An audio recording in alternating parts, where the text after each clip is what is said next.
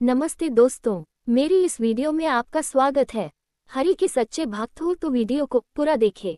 Comment में जय श्री हरि नारायण लिखे।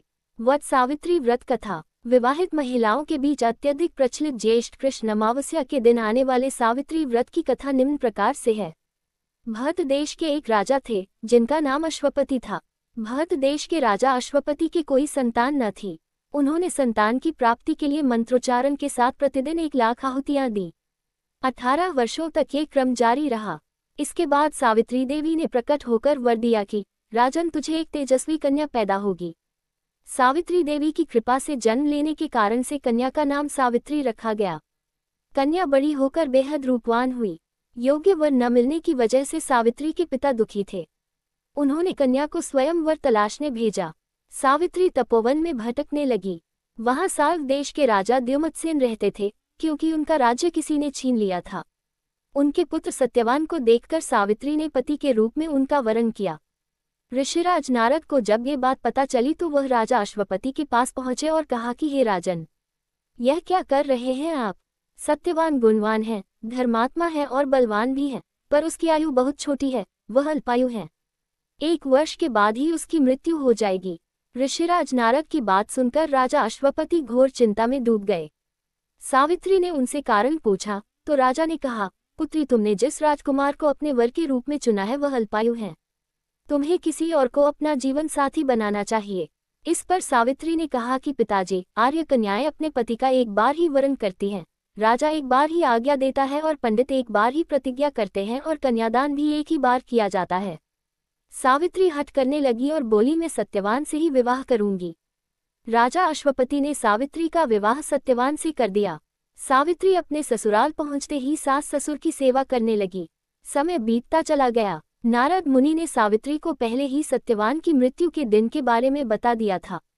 वह दिन जैसे जैसे करीब आने लगा, सावित्री अधीर होने लगी। उन्होंने 3 दिन पहले से ही उपवास शुरू कर दिया। नारद मुनि द्वारा कथित निश्चित तिथि पर पितरों का पूजन किया।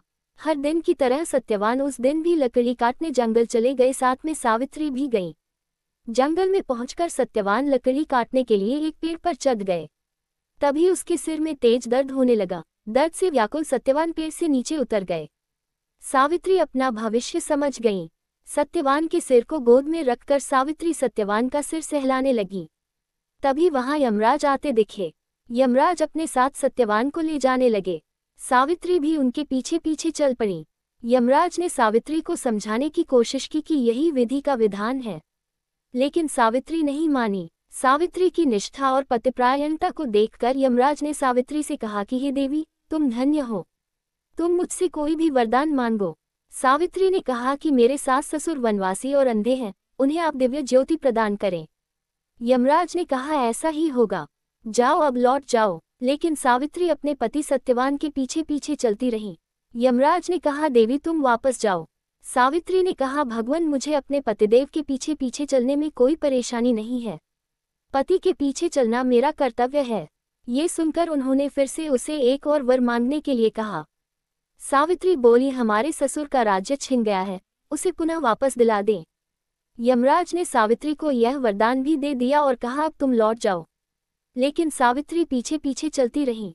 यमराज ने सावित्री को तीसरा वरदान मांगने को कहा।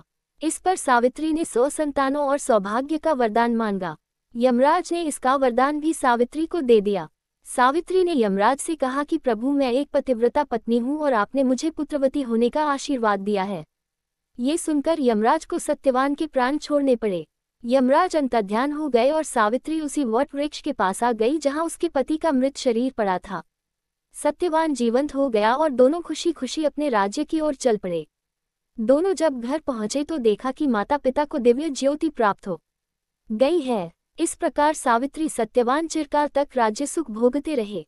अतः पतिव्रता सावित्री के अनुरूप ही प्रथम अपने सास ससुर का उचित पूजन करने के साथ ही अन्य विधियों को प्रारंभ करें।